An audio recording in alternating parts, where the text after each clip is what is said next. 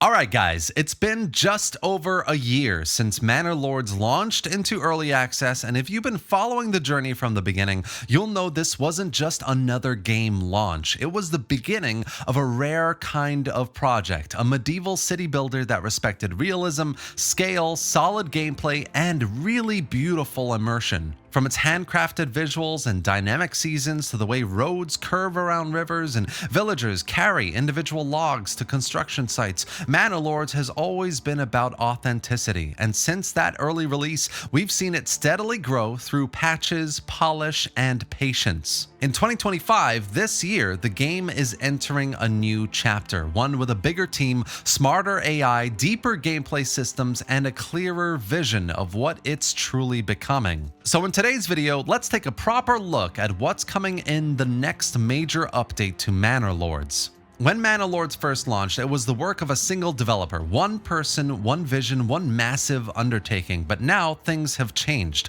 Over the past year, the team behind Manor Lords has grown into a small, focused group of professionals, programmers, artists, designers, AI specialists, all helping to bring new depth and polish to the game in a way the community has been asking for since the beginning. We've got Nathan working on map design, Tom and Curtis from Flix Interactive handling programming, Nicholas building the AI systems, Basia creating beautiful 2D art, and Nicholas sculpting 3D assets, and both Darren and James contributing to the evolving game design. Meanwhile, QA is being supported by QLOC, and others like Daniel are helping behind the scenes, and at the center of it all, the original dev, Slavic Magic, is still guiding the project forward, just with a lot more firepower behind him, as you can see. What does this mean for the players? Faster iteration, more ambitious systems, and fewer rough edges. It's not just a passion project anymore. It's very professional, and hopefully with all of this, we should be seeing plenty more updates with plenty more content on the road out of early access. One of the most exciting changes they're working on next, to be released hopefully this year, is AI behavior. Previously, of course, there was no AI, towns with, real logic and long-term planning, but that's now changing dramatically. There is an AI that will be implemented that will build and run its own village, complete with, burgage plots, backyard extensions, living space management. This will continue to develop with farming and resource gathering, trading, diplomacy, all of that. And all of this had to be rethought from the ground up because most of these mechanics didn't even exist when the original AI was written. With the new system, you won't just have a smarter AI in your own village, but there will also be real AI lords on the map in other regions, hopefully for you to cooperate with, fight against in open battle. They plan, they adapt, they occupy space dynamically. And next on the roadmap here beyond this is AI trading and farming. So not only will your rivals build, they'll be growing food, managing resources, and competing for trade dominance. Under the hood, a number of core gameplay systems in Manor Lords are being reworked as well, starting with approval. In previous versions, approval could spike or plummet too quickly, depending on, how much food is available, certain resources that suddenly get bottlenecked and affect the population's happiness. Now, the system has been recalibrated. Approval is more stable, and recent events carry more weight than long past decisions that you're still seeing in your approval summary. That means a more realistic, forgiving population that judges you on how things are now, not how they were seasons ago. But with stability, of course, comes more responsibility, and that's where the Upkeep system comes in. Buildings now require ongoing resources to function properly. Your smithy will need a constant supply of tools, deep mines need planks, and in future updates, you'll even be able to increase a building's upkeep to boost its output, which is quite cool, offering a new layer of strategic decision-making.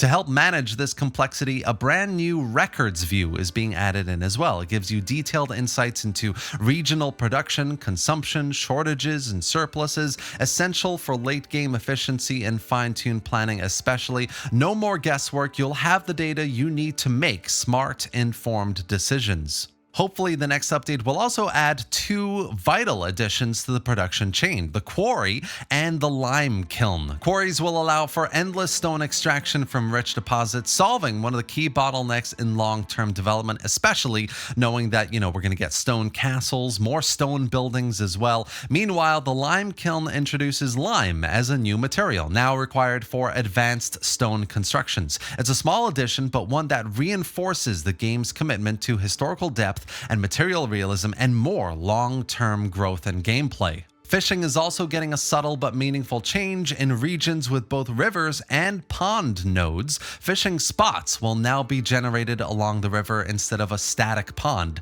This is a natural refinement, making regional variation more meaningful and tying the game's resource mechanics closer to the geography, which I quite like. The update also will try and tackle one of the more technically demanding challenges that I think a lot of people have talked about, of course, since the release of Early Access, and that is path finding, with castles now playing a larger role in gameplay. The old 2D movement system where all collisions happened on a flat plane started to break down. So the dev has spent weeks rewriting major parts of the pathfinding system to account for verticality, multiple floors, tighter castle geometry. He's even tested advanced systems like flow fields and continuum crowds, but found that Manor Lords' gridless open world format made this custom solution more efficient. And in true Manor Lords fashion, rather than widening walls or simplifying layouts, they've chosen to keep the tight, narrow passageways and authentic medieval feel and scale, even though it makes the problem harder for them, which I really commend them. The result is a system that feels more grounded and immersive. Castles are now real, walkable spaces, not just decorative. Beyond gameplay, though, there are a host of visual upgrades as well. UI graphics are being replaced with proper medieval manuscript-style art, which I really like the look of, cleaning up menus and reinforcing the tone of the game. Resource nodes on the map are being visually updated too, helping players immediately recognize what's available in a given region without needing to click around. Level 1 castle pieces have been redesigned for clarity, for usability, and the camera system has been reworked to feel smoother, especially when navigating mountainous terrains or tall structures. Every single one of these changes reflects the devs' Slavic Magic's growing attention to polish and accessibility without, of course, compromising the aesthetic or historical tone of the game. And last but not least, there is a major progression rework currently in development as well. Right now, progression in Manor Lords is relatively light. You build, expand, unlock naturally, but there isn't a clearly structured sense of advancement, and that advancement is quite limiting. That is all changing. The new system is still in the design phase, but it aims to give players a clearer pathway from village to city with meaningful stages of growth, multiple kind of directions of different types of growth as well, upgrade thresholds and unlockable mechanics that reward long-term gameplay. It's still all under wraps, but more details hopefully will be revealed soon, and it could be the final piece of this puzzle that turns Manor Lords into a more deep, dynamic city builder it's always aimed to be. Overall, the growing team, smarter AI, new production systems, vertical pathfinding, the deeper economic mechanics, this update is laying the groundwork for a city building experience that is truly alive, one that breathes medieval history into every decision you make. And whether you're a returning player or someone who's been waiting for the right moment to jump in, hopefully this next update is shaping to be a huge leap forward for Manor Lords that I think will address a ton of areas everyone has been talking about. And that's essentially it for today, guys. I really hope you enjoyed this video and found it informative. If you did, give it a like, drop any thoughts or questions in the comment section below. Subscribe to the channel for more news and update videos just like this about Manor Lords, and let me know what you think about all of these great changes coming next for the game. Thanks for watching, and I'll see you next time.